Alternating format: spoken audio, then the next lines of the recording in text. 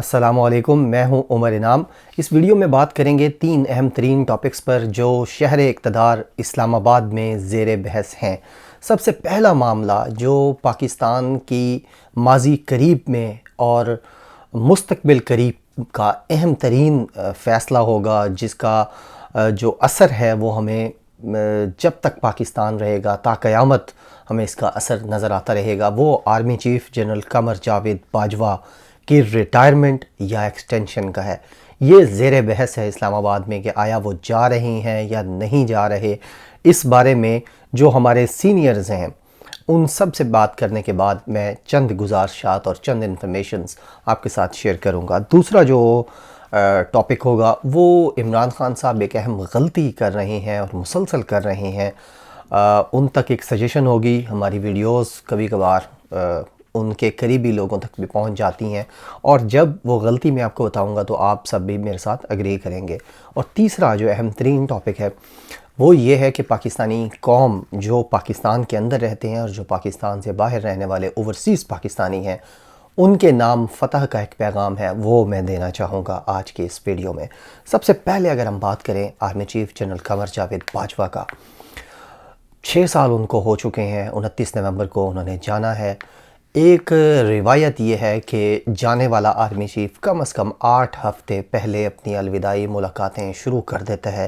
وہ پاکستان کی تمام بڑی کورز جو ہیں ان کے اندر وزٹ کرتا ہے، وہاں کے کور کمانڈر کی موجودگی میں۔ وہ جو ایک لفظ استعمال ہوتا ہے دربار لگنا، جس میں تمام بڑے چھوٹے افسران اور جوانوں کو بلایا جاتا ہے اور ان کے ساتھ ڈسکس کیا جاتا ہے، اور الوداعی ایک ملاقات کہا جاتا ہے کہ جی وہی الفاظ بولے جاتے ہیں کہ جی آپ کے ساتھ کام کر کے بہت اچھا لگا، یہ وہ، اور آپ پاکستان کا فخر ہیں، آنے والے دنوں میں آپ کی بڑی ضرورت ہوگی، اس طرح کی چیزیں۔ لیکن حیران کن طور پر اس وقت تک، آج جب ہم یہ بات کر رہے ہیں 8 نومبر تک، پیچھے صرف 20 دن بچے ہیں، اور جنرل قمر جاوید باجوہ کے بارے میں یہ انفارمیشن دی جا رہی ہے کہ انہوں نے ابھی تک اپنی الوداعی ملاقاتیں نہیں کیں۔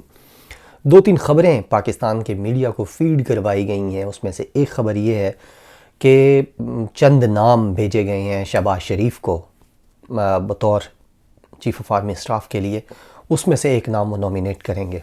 لیکن جوں وہ لیٹ کر رہی ہیں، ویسے ویسے جنرل قمر جاوید باجوہ کا جو مزید ایکسٹینشن لینے کا تاثر آ رہا ہے وہ مزید بڑھتا جا رہا ہے۔ اور جتنے لوگوں سے میں نے بات کی، اس میں کچھ ریٹائرڈ جرنیل بھی ہیں جو 8-9 مہینے پہلے تک آپ کو ٹی وی پہ نظر آتے تھے، لیکن رجیم چینج کے بعد ان پہ پابندی لگی اور وہ ان میں سے کوئی بھی آپ کو نظر نہیں آتا۔ ان سے میری بات ہوئی، اور کچھ سیاسی تجزیہ نگاروں سے بات ہوئی، اپنے سینئرز جو میرے سینئر یعنی صدیق جان اور دوسرے دوست ہیں ان سے بات ہوئی۔ سب کا کہنا یہی ہے کہ آثار اور جو اندر کے لوگ ہیں وہ انفارمیشن یہ دے رہی ہیں کہ اس وقت تک کوئی ایسی چیز نہیں ہوئی کہ جو جانے والا آرمی چیف کرتا ہے۔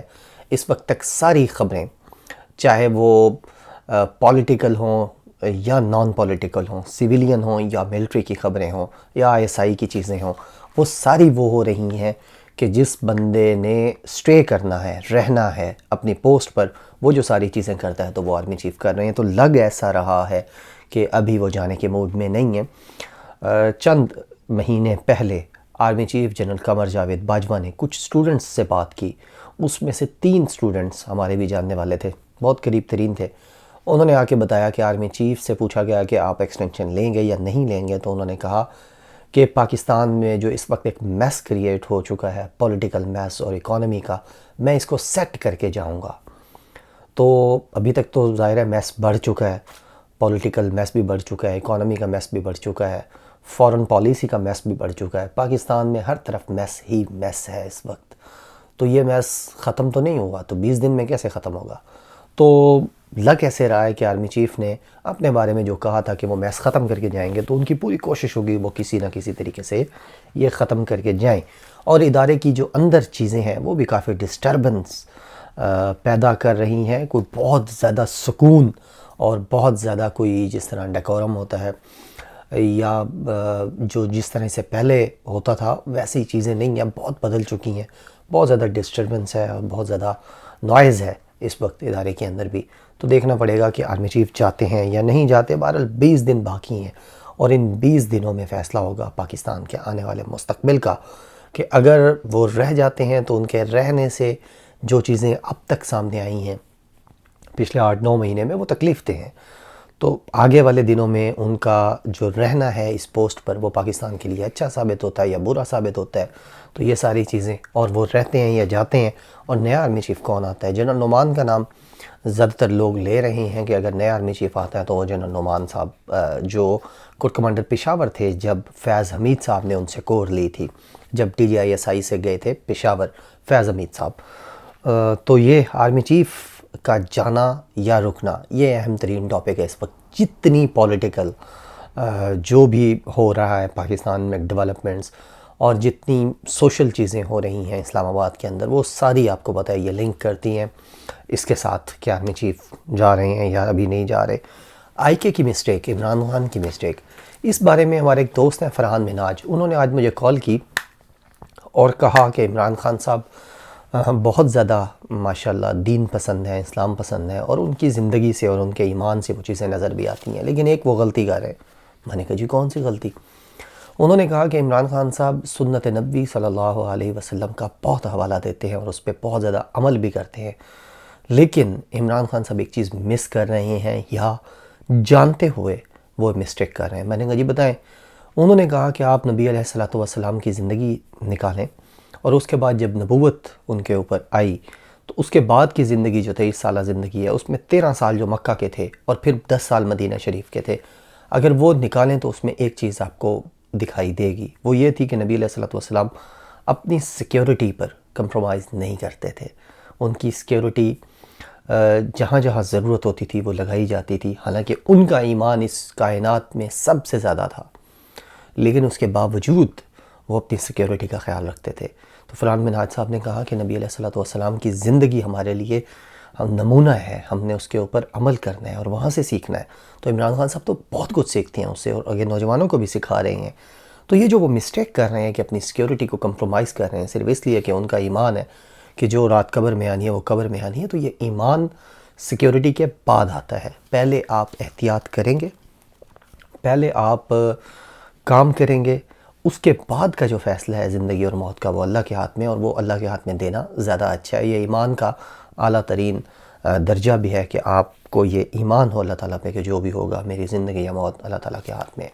لیکن جب میں نے یہ بات سنی فرحان مناج صاحب کی تو مجھے بھی لگا یار یہ تو واقعی بڑی زبردست بات کی ہے انہوں نے، کہ نبی علیہ السلام سے جب ہم سیکھتے ہیں تو آپ دیکھیں گے وہ ایک بہت بڑے جرنیل تھے، وہ ایک بہت بڑے ایک بہادر جرنیل تھے اور وہ فائٹ کرتے تھے، لیکن اس کے باوجود جب جنگوں میں ہم دیکھتے تھے اور پھر ویسے مکہ المکرمہ میں مدینہ المنورہ میں جب ان کے آس پاس کی ہم سیکیورٹی ارینجمنٹس دیکھتے ہیں تو اس میں ایک چیز ہمیں نظر آتی ہے کہ جو ان کے دشمن تھے اس حوالے سے چیزیں وہ مینیج کرتے تھے. یعنی بطور ریاست مدینہ جو تھی اس کے اندر نبی علیہ السلام کی سیکیورٹی کے حوالے سے خاصے انتظامات کیے جاتے تھے. تو عمران خان صاحب کو بھی چاہیے کہ چونکہ وہ پاکستان کے تمام مافیاز، بڑے چھوٹے ڈھکے چھپے سامنے آنے والے ظاہری تمام مافیاز کو للکار چکے ہیں اور ان سے لڑ رہے ہیں اور ان کو ناکو چنے چبوا دی ہیں، تو اب عمران خان صاحب کو چاہیے کہ ان مافیاز سے بچنے کے لیے، ایک دفعہ ان پہ اٹیک ہو چکا ہے اور یہ بار بار اٹیک کیا جائے گا. یہ آپ کو بھی پتہ ہے، مجھے بھی پتہ ہے کہ ان کے جو دشمن ہیں جو اب سامنے ٹی ویوں پہ بھی آ گئے ہیں، پہلے ڈھکے چھپی کوئی جنگ چل رہی تھی، اب سامنے سب کچھ لاؤڈ اینڈ کلیئر ہے اور واضح ہے. تو ان کے دشمن اس طرح نہیں بیٹھیں گے، ان پہ بار بار اٹیک کیا جائے گا. اللہ تعالیٰ ان کی حفاظت فرمائے. لیکن اب عمران خان صاحب کو اپنی سیکیورٹی کو سیریس لینا ہوگا. وہ ان کا ایمان ہے اور ہم سب کا بھی ایمان ہے، آپ کا بھی ایمان ہے کہ اللہ تعالیٰ کے ہاتھ میں زندگی اور موت ہے. آپ جو مرضی کر لیں، کوئی کسی کی جو ہے وہ زندگی کا خاتمہ نہیں کر سکتا، لیکن سنت نبوی صلی اللہ علیہ وسلم پہ عمل کرنا بھی ہم سب پہ واجب ہے اور ضروری ہے.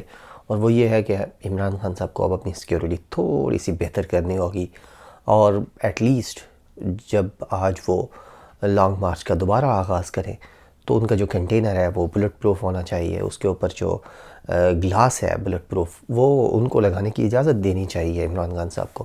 ان کی ٹیم نے ان سے اجازت مانگی تھی لانگ مارچ سے پہلے کہ آپ اس کو لگا دیتے ہیں، لیکن خان صاحب نے منع کر دیا تھا. تو اب ان کو چاہیے کہ وہ اس کو اجازت دیں. اس کے پیچھے سے آپ کھڑے ہو کے بات کریں، جتنی مرضی بات کرنا چاہتے ہیں. لیکن اس کے گلاس کے بغیر بات کرنا اور سامنے آنا، تو یہ آپ اپنے دشمنوں کو کھلے عام دعوت دے رہے ہیں کہ دے کین ہٹ یو۔ اور آخری ٹاپک جو ہے وہ میں دیکھ رہا تھا کہ پاکستانیوں کا حوصلہ میں بڑھانا چاہ رہا تھا، ان تمام پاکستانیوں کا جو پچھلے 8-9 مہینے میں اپنے وطن کے ساتھ اور عمران خان کے ساتھ کھڑے رہے ہیں۔ آپ نے بہت زبردست ایک جنگ لڑی ہے اور وہ جنگ آپ جیت چکے ہیں۔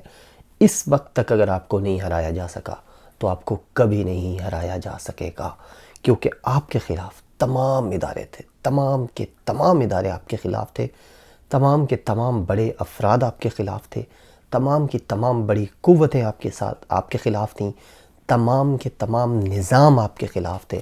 اس کے باوجود آپ کھڑے ہوئے ہیں اور دشمن گر چکا ہے۔ لہٰذا میں تمام پاکستانیوں کو جو رجیم چینج سازش تھی اس کے خلاف کھڑے ہونے والے تمام پاکستانیوں کو خراج تحسین پیش کرتا ہوں، سلوٹ پیش کرتا ہوں کہ جس طریقے سے آپ نے اپنے وطن کی جنگ لڑی ہے، اب آخری موقع ہے، آپ نے ثابت قدم رہنا ہے، ہمت اور جرأت کے ساتھ آپ نے جس طریقے سے یہ جنگ لڑی ہے اسی طریقے سے اس کو جاری رکھیں، تو انشاءاللہ پاکستان کے تمام ڈھکے چھپے اور ظاہری جو مافیاز ہیں وہ آپ کے قدموں میں اور گھٹنوں میں گرنے والے ہیں، اور ان کو گرتا ہوا آپ اور میں دیکھ رہے ہیں، محسوس کر رہے ہیں۔ اور اس کی وجہ وہی ہے کہ آپ کو گرایا نہیں جا سکا، آپ لڑ رہے ہیں اور آپ ابھی تک کھڑے ہوئے ہیں، تو اس کا مطلب ہے کہ آپ کا دشمن جو آپ کو ڈرا رہا تھا کہ وہ بہت طاقتور ہے، وہ اتنا بھی طاقتور نہیں ہے۔ تو یہ 3 موضوعات تھے، انشاءاللہ اگلی ویڈیو میں آپ سے بات ہوگی۔ اپنا بہت زیادہ خیال رکھیے گا، مجھے اپنی دعاؤں میں یاد رکھا کیجیے۔ بہت شکریہ، اللہ حافظ، پاکستان زندہ باد۔